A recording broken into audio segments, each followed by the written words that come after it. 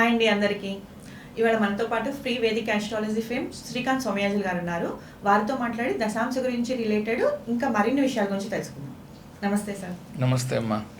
Last time దశాంశలో houses గురించి చాలా విపులంగా వివరించారు, చాలా బాగుంది కూడా.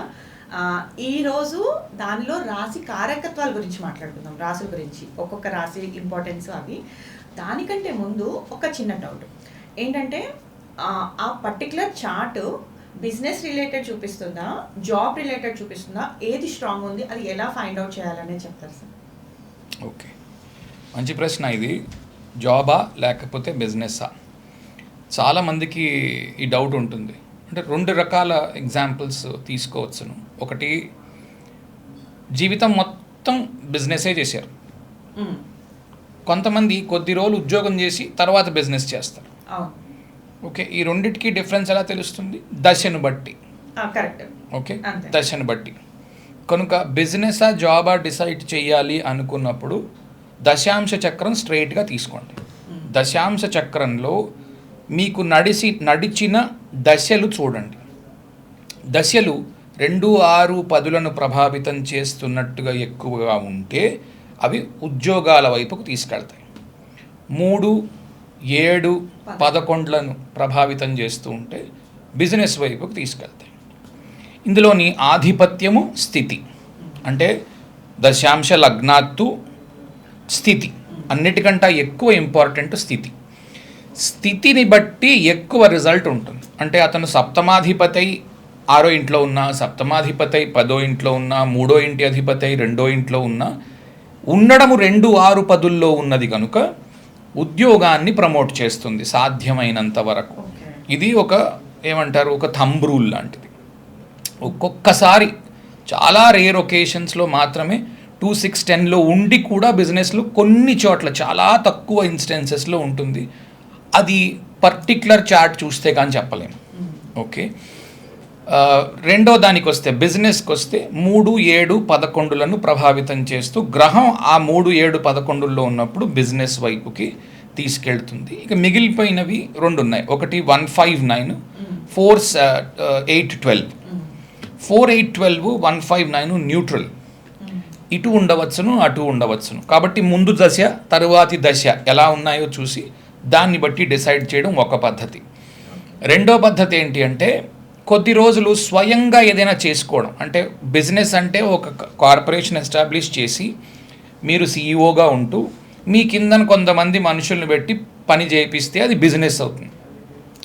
మీరే హోల్ అండ్ సోల్ ఒక ప్రొప్రైటరే ఉన్నాడు ఆ కంపెనీకి, ఆ ప్రొప్రైటర్ కింద మనిషి అసలు ఒక్కడు కూడా లేడు. లైక్ మొన్న చెప్పినట్టు సిఏ రిలేటెడ్ కొన్ని జాబ్స్. ఇప్పుడు కొంతమంది ఉంటారు, నేను చూశాను, సింగిల్ ఓన్ మనిషి కంపెనీ, అందులో ఒక మనిషే ఉంటాడు అంతే, అతనే ప్రొప్రైటరు, అతనే అన్ని.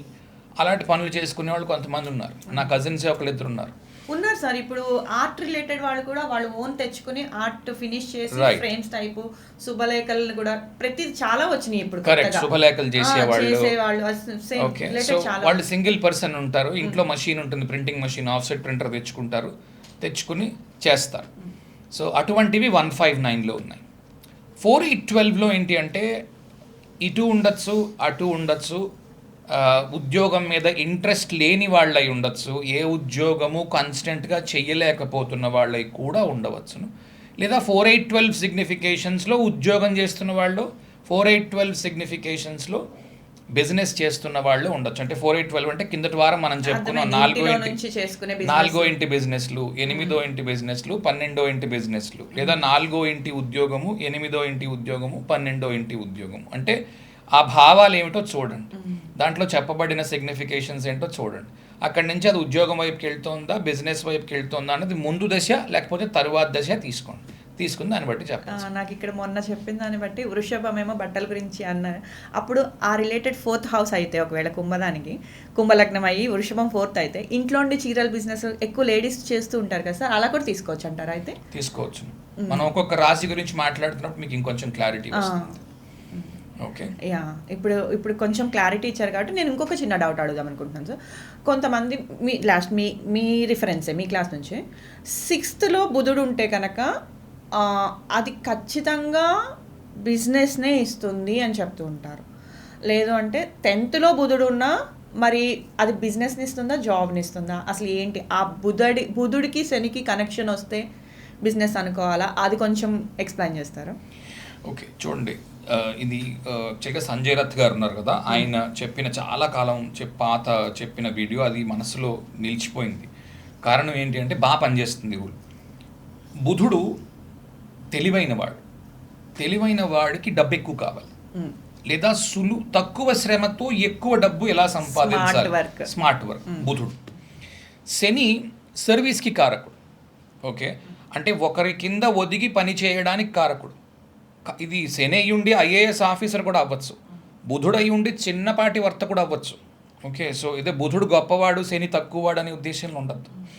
ఒకరి కింద ఉండి పని చేయడానికి శని సంకేతం అయితే, డబ్బు బాగా సంపాదించడానికి, త్వరితగతిన డబ్బు సంపాదించడానికి బుధుడు సంకేతం.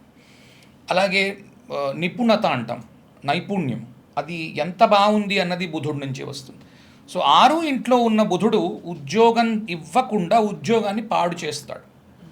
6, 7 ఇళ్ళు కేంద్రాలు ఉద్యోగ వ్యాపారాలకి. 6వ ఇల్లు ఉద్యోగానికి కేంద్రం అయితే 7వ ఇల్లు వ్యాపారానికి కేంద్రం. ఎందుకంటే వ్యాపారము 7వ ఇంట్లో ఉంది, 6వ ఇంట్లో ఉద్యోగం ఉంది. ఉద్యోగంలోని బుధుడిని వేసినప్పుడు ఉద్యోగం చేస్తూ ఉండొచ్చు ఒకప్పుడు, బుధ దశ వచ్చింది, 6వ ఇంట్లో బుధుడు ఉన్నాడు, బుధ దశ వచ్చింది, ఉద్యోగం ఇన్నాళ్ళు చేశాడు.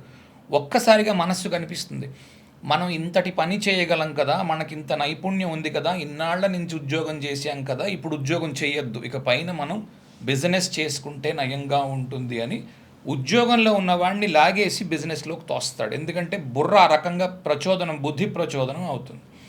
సప్తమంలో శని ఉన్నవాడికి ఏం ప్రచోదనం అవుతుంది అని అంటే, నువ్వు ఉద్యోగం చేసుకోవడమే నయం, నువ్వు వ్యాపారం పెడితే కష్ట నష్టాలు రెండూ ఓర్చాలి. లాభము ఉంటుంది, నష్టము ఉంటుంది వ్యాపారంలో.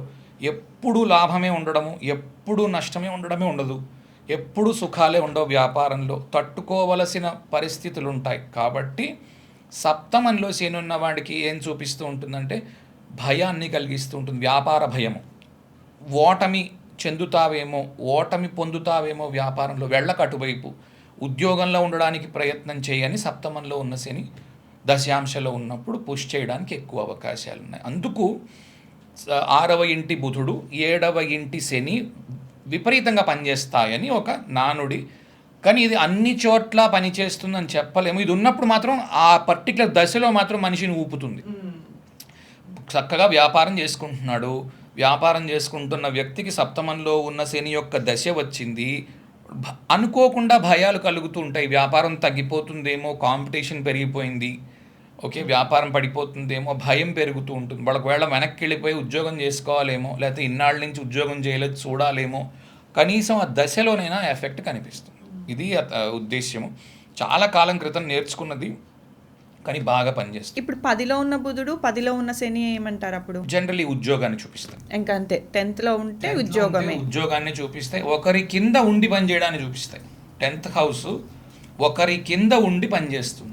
సాధారణ అది బుధుడైనా సరే ఎవరైనా సరే సాధారణంగా ఉద్యోగంలో ఉండడానికి 6లో ఉన్నట్టు కాదు, 6లో ఉన్నట్టు కాదు.